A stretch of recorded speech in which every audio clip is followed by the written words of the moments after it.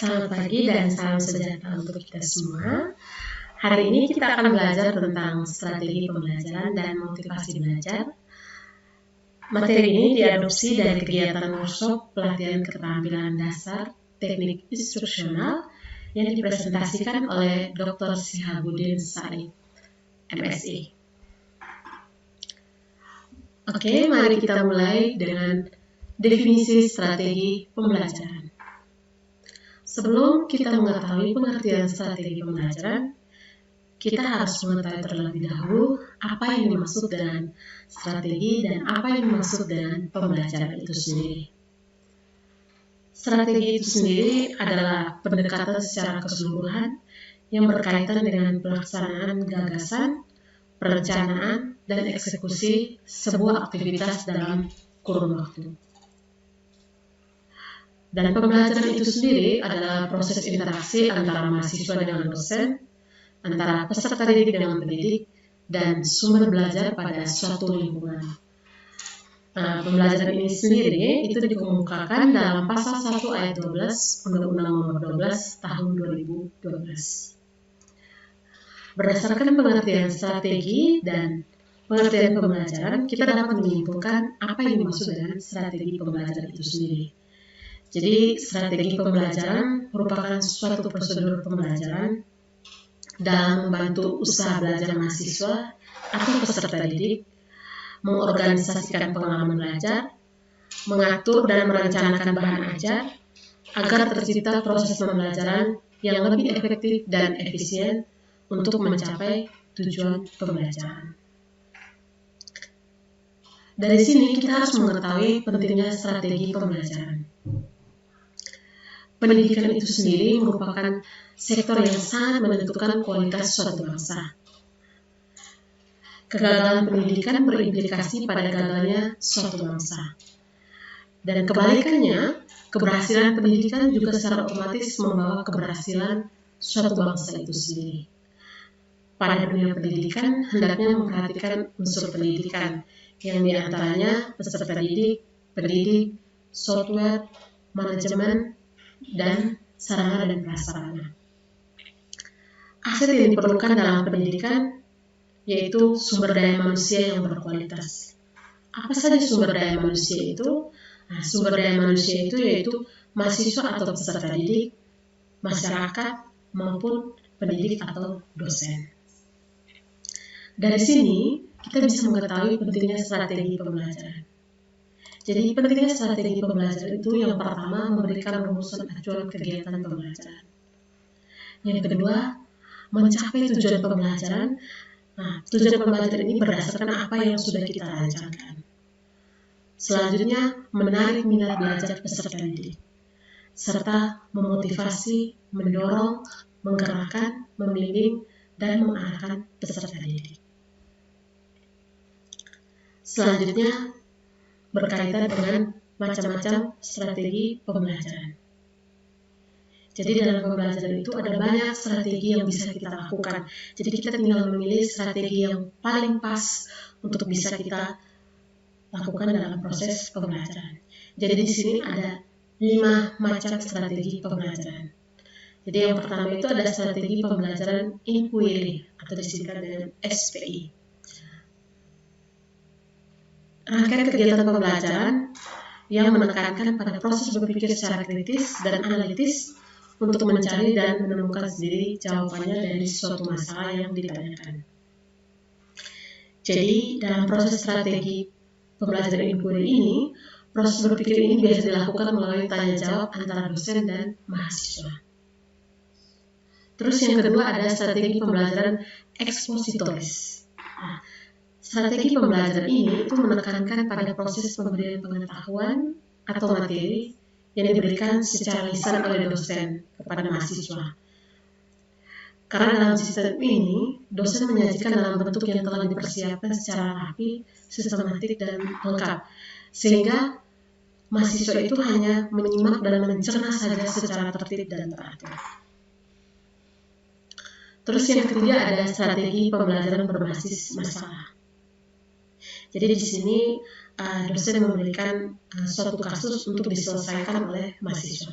Jadi dalam strategi pembelajaran ini memadukan beberapa kegiatan pembelajaran yang menonjolkan pada proses pemecahan masalah ilmiah. Nah, SBM itu sendiri didasarkan pada psikologi kognitif yang dapat dibebaskan dari asumsi bahwa belajar adalah proses mengubah perilaku melalui pengalaman belajar mahasiswa tersebut. Yang keempat ada strategi pembelajaran kooperatif atau disingkat SPK. Nah, strategi sistem pembelajaran ini itu menggunakan kelompok kecil atau tim yang terdiri dari 4 sampai 6 orang. Nah, untuk kelompok ini sendiri itu memiliki latar belakang yang berbeda baik secara akademis, ras, agama, maupun gender. Dan yang terakhir yaitu strategi pembelajaran yang meningkatkan keterampilan berpikir. Jadi dalam strategi ini itu mengutamakan kemampuan berpikir mahasiswa. Jadi materi disajikan dalam berupa membimbing mahasiswa melalui proses menemukan konsep itu sendiri dengan cara terus-menerus melalui proses dialog dan menggunakan pengalaman mahasiswa. Selanjutnya, ada pun karakteristik proses pembelajaran.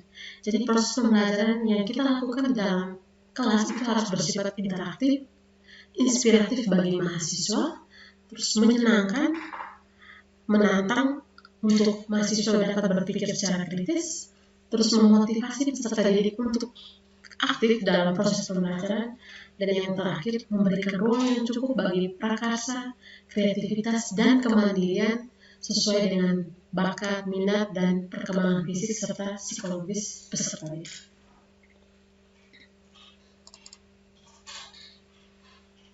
Oke, selanjutnya berkaitan dengan motivasi belajar. Sebelumnya kita harus mengetahui apa yang dimaksud dengan motivasi itu sendiri. Jadi, motivasi adalah sesuatu yang paling mendasar yang harus ada dalam proses belajar karena hasil belajar akan optimal bila ada motivasi. Jadi, motivasi belajar itu merupakan suatu dorongan internal dan eksternal pada siswa-siswi yang memberikan semangat, perhatian, kemauan, keinginan, dan cita-cita untuk belajar guna untuk mencapai tujuan yang diinginkan. Jadi, semakin besar motivasi yang kita berikan, maka semakin besar pula proses pembelajaran yang dilaksanakan oleh mahasiswa. Selanjutnya, ada pun fungsi dari motivasi itu sendiri. Jadi, motivasi itu berfungsi sebagai pendorong untuk berbuat sesuatu dari setiap aktivitas yang dilakukan. Jadi, ketika kita memberikan motivasi, maka mahasiswa tersebut seperti memiliki dorongan untuk bertanggung jawab terhadap sesuatu yang dilakukannya. Terus yang kedua, penentu arah perbuatan, yakni ke arah tujuan yang ingin dicapai, menyeleksi perbuatan, dan pendorong usaha untuk mencapai prestasi itu sendiri.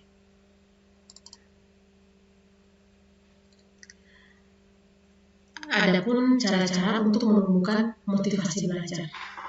Jadi yang pertama, kita bisa memberi angka. Jadi dalam hal ini memerlukan unsur objektivitas dalam memberi nilai yang hendaknya angka tersebut mencerminkan aspek kognitif, afektif, dan psikomotorik. Jadi setiap aktivitas yang dilakukan oleh peserta didik atau mahasiswa kita harus memberikan poin atau nilai. Yang kedua yaitu memberi nilai, memberi hadiah. Hadiah akan sangat menarik sebagai motivasi dalam melakukan suatu pekerjaan. Hadiah sebagai penguat terhadap motivasi belajar mahasiswa. Jadi, setiap kegiatan atau aktivitas yang dilakukan oleh mahasiswa kita harus memberi apresiasi sehingga bisa memberikan motivasi bagi mahasiswa untuk selalu melakukan suatu pekerjaan. Yang ketiga ada kompetisi. Kompetisi ini dilakukan baik individu maupun kelompok. Kompetisi ini dilakukan untuk merangsang dan menguatkan motivasi belajar. Jadi kita bisa melakukan kompetisi dalam juara kelas maupun dalam perlombaan-perlombaan. Yang keempat ada ego involvement, yaitu menumbuhkan kesadaran dalam diri mahasiswa agar merasakan pentingnya tugas di sekolah dan menerimanya sebagai suatu tantangan sehingga mahasiswa berusaha bekerja keras mengerjakan tugas tersebut sebagai jaminan. Dan yang terakhir yaitu memberi pujian. Jadi secara psikologis seorang pasti akan lebih senang ketika diberi pujian. Dan hendaknya kualitas pujian itu layak dan sesuai dengan prestasi, tidak boleh berlebihan. Selanjutnya ada pun teori motivasi, yaitu ada 5 teori. Yang pertama motivasi dan penguat, yang kedua hadiah dan penguatan, yang ketiga cognitive dissonance, yang keempat teori atribusi, dan yang kelima menghargai diri sendiri. Selanjutnya, dalam meningkatkan motivasi belajar, kita perlu membangun lingkungan belajar yang positif. Ada pun cara-cara yang harus kita lakukan. Yang pertama, kita harus mengatur iklim belajar. Jadi kita harus membuat perbedaan dari sejak pertemuan awal. Yang kedua, kita mempersiapkan lingkungan fisik. Jadi kita harus mempunyai sarana dan prasarana yang mendukung aktivitas belajar kita. Selain itu, lingkungan sosial sekitar tempat belajar juga harus mendukung. Yang keempat itu ada mengajar dengan menghubungkan dunia IT. Jadi mahasiswa harus dikenalkan dengan dunia IT. Yang kelima mengembangkan strategi belajar yang menarik. Dan yang terakhir menyiapkan kelas kecil dan kelas besar. Adapun strategi yang harus dilakukan supaya bisa merangsang minat dan perhatian mahasiswa dalam proses belajar. Banyak metode-metode yang bisa kita lakukan untuk merangsang minat dan perhatian mahasiswa. Antara lain yang pertama, metode penyampaian perkuliahan harus bervariasi. Kita bisa membuat dalam bentuk diskusi, simulasi, atau demonstrasi, ataupun studi-studi kasus. Selain metode penyampaian perkuliahan, kita bisa juga membuat variasi media. Variasi media ini bisa dalam bentuk transparansi, video tape, ataupun film, sehingga kita bisa melengkapi penyampaian perkuliahan. Selain itu, kita bisa menggunakan humor dalam presentasi, misalnya dalam pelajaran matematika. Yang keempat, kita bisa menggunakan peristiwa nyata sebagai contoh agar bisa memperjelas konsep yang kita sampaikan kepada mahasiswa.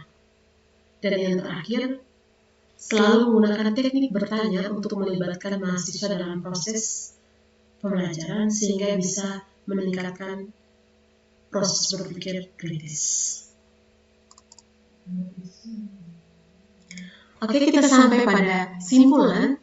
Jadi, motivasi itu disesuaikan dengan kondisi, bidang, dan tingkat kesulitan yang dihadapi peserta didik, kemampuan yang dimiliki, dan tujuan yang ingin dicapai. Sekian materi strategi pembelajaran dan motivasi belajar. Semoga apa yang disampaikan dapat bermanfaat untuk pendidik maupun peserta didik. Semangat untuk kita semua. Sampai jumpa.